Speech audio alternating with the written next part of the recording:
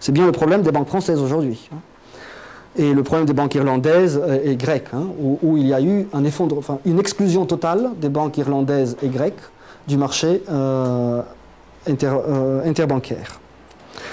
Mais dans ce système économique donc, de monnaie papier, la limite à l'expansion est bien plus faible. Donc dans un système de monnaie papier, on aura forcément une expansion de crédit qui va aller beaucoup plus loin. Parce que les banques, d'une certaine manière, vont se refinancer elles-mêmes. Alors, est-ce qu'il n'y a quand même pas une limite? Oui. En réalité, il y en a deux. L'une a été évoquée par Mises. L'autre est celle du risque d'insolvabilité. Donc, une banque, en faisant plus de crédit à l'économie, est la première spectatrice des véritables développements dans l'économie réelle. Elle voit une partie de ses créances devenir des créances défaillantes et elle doit par conséquent les provisionner. Et le fait est que les banques contemporaines ont très très peu de capital et ceci est connu sur la place des banques. Et dès qu'une banque se trouve dans une situation un peu plus difficile que les autres, elle risque de se faire exclure du marché interbancaire, ce qui l'expose à de graves problèmes par la suite. Et donc ce risque d'insolvabilité, qui n'est pas véritablement un risque d'insolvabilité économique, les banques à réserve fractionnaire sont économiquement insolvables, parce qu'elles ne peuvent pas rembourser la totalité de leurs obligations à vue. Mais c'est un risque d'insolvabilité au vu des règles prudentielles en vigueur, qui sont beaucoup moins exigeantes précisément. Donc une ruée est toujours possible sur les banques, beaucoup moins par les clients, une ruée traditionnelle, mais une ruée sur le marché interbancaire est possible. Et c'est ça qui va constituer encore une limite dans le système de monnaie papier. Alors, si tous ces facteurs sont inhibés pour une raison ou une autre, nous dit Mises, la crise est tout simplement retardée jusqu'à l'hyperinflation. Autrement dit, si les pouvoirs politiques, par l'organisation du système monétaire, arrivent à éliminer ces facteurs et à rendre les banques de moins en moins alarmistes, de moins en moins prudentes, de sorte que les banques elles-mêmes n'arrêtent pas l'expansion de crédit et ne font pas révéler ainsi les mauvais investissements aux entrepreneurs, alors on va arriver dans une situation où les prix de consommation vont commencer à augmenter aussi vite que des anticipations inflationnistes vont être générées dans la population et la demande de monnaie va chuter brusquement. On va se retrouver dans un système hyperinflationniste qui va à ce moment-là révéler toutes les erreurs d'investissement et on va passer par un chaos économique total puisqu'il n'y aura plus de possibilité de calcul économique. Et il faudra reconstruire de nouveau la structure de production en intégralité. Donc Mises voit deux scénarios possibles, le scénario de l'arrêt de l'expansion de crédit et celui de l'hyperinflation. Alors, quels sont les messages spécifiques de la théorie autrichienne? Donc, premièrement, la cause est dans le système financier. La cause est dans les banques à réserve fractionnaire. Deuxièmement, l'expansion n'est pas une véritable expansion. C'est une période d'illusion et en réalité une période de destruction de valeur. Parce qu'on alloue d'une manière faussement crue profitable les facteurs de production. Il n'y a pas de surinvestissement, mais il y a des malinvestissements. Alors, le fait que les problèmes se passent au moment de l'expansion, donc avant la crise, c'est là que se trouve le véritable problème, et implique également l'impossibilité d'une politique contre-cyclique. Parce qu'après la crise, c'est déjà trop tard. Les erreurs ont été commises dans le passé et les erreurs ne sont pas réversibles. La meilleure politique contre-cyclique, en réalité, serait de ne pas commencer l'expansion de crédit. Autrement dit, de réformer totalement le système bancaire pour faire en sorte que le crédit bancaire n'existe pas. Mais tant que le crédit bancaire existe et qu'une expansion de crédit est commencée par les banques, on ne peut pas véritablement réparer la structure de production. Pire encore, vont dire les Autrichiens, si le gouvernement intervient d'une manière quelconque, il va retarder la reprise économique. Alors les manières d'intervenir sont d'un nombre limité. On peut croire d'abord, puisque les prix baissent, qu'il s'agit d'un problème d'insuffisance de la demande globale au moment de la récession. Et les gouvernements peuvent essayer de stimuler la consommation finale. Mais en réalité, c'est tout le contraire qu'il faut faire au moment de la récession. Donc déjà, ce n'est pas un problème de sous-consommation au départ, c'est un problème de mal-investissement. Mais en plus, en incitant la consommation finale, on empêche la réallocation des biens existants dans l'économie vers les facteurs de production qui pourraient être réemployés. Au moment de la récession, encore une fois, il faut une épargne complémentaire pour rendre certains des facteurs de production économiquement valables, pour récupérer, pour ainsi dire, certains des mauvais investissements. Et quand on incite à la consommation finale, on fait tout le contraire. On retarde en fait le réemploi économiquement justifié des facteurs de certains facteurs de production. On peut imaginer un deuxième cas de figure, et assez souvent c'est lié aux politiques de relance de la demande globale. On peut imaginer une politique inflationniste. Mais là encore, c'est contraire à ce qu'il faut faire, parce que la politique inflationniste va faire augmenter les prix. Et en augmentant les prix, elle va rendre de nouveau non employables les facteurs de production qui ont été libérés par les mauvais processus de production.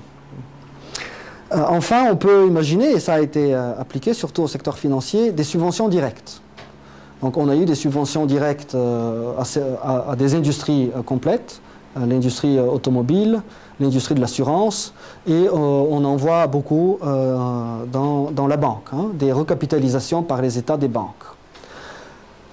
Ou la création de mauvaises banques, bad banks, pour extraire les mauvais actifs des banques et rendre leur opération de nouveau facile. Mais là encore, cela ne fait que prolonger les mauvais investissements. Donc on va continuer à subventionner des lignes de production qui ne sont pas économiquement justifiées, et on va juste retarder la véritable reprise économique qui consisterait à changer de propriétaire sur les facteurs de production et à les arranger de nouveau, et selon une forme nouvelle. Un autre message clé, et ça va répondre peut-être à une question qui a été posée, c'est que les facteurs non employés dans une économie, des idle factors of production, sont pour les Autrichiens un résultat de l'expansion de crédit et non pas une justification pour celle-ci, comme nous le disent les keynésiens.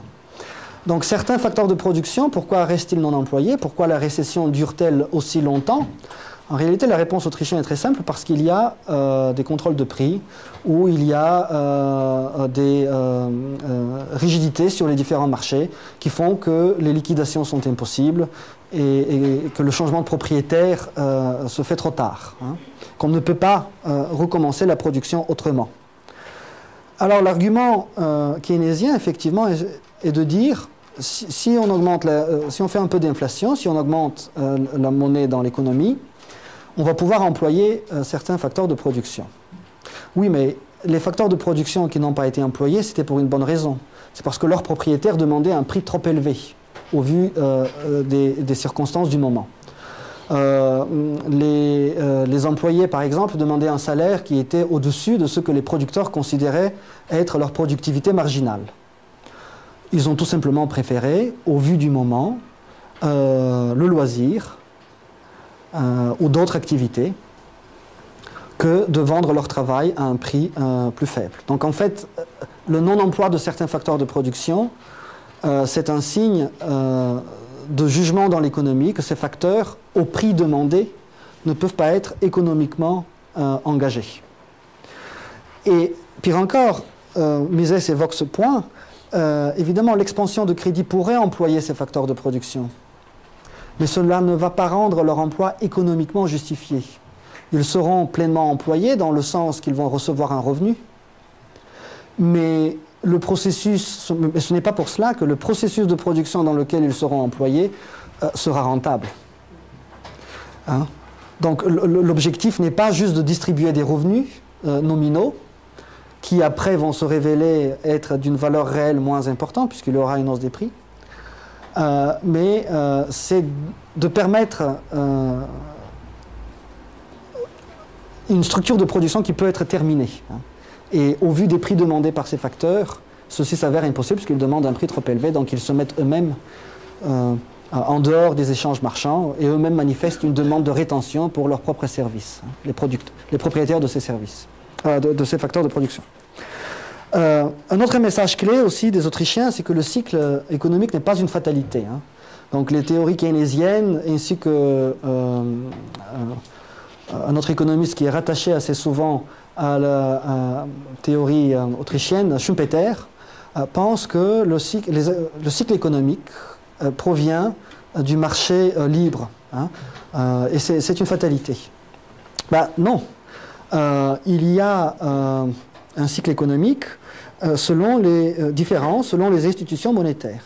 Si les banques à réserve fractionnaire n'existent pas, nous dit Rothbard, il n'y aurait pas de cycle économique. Et selon Rothbard, d'ailleurs, les banques à réserve fractionnaire ne sont pas compatibles avec le marché libre.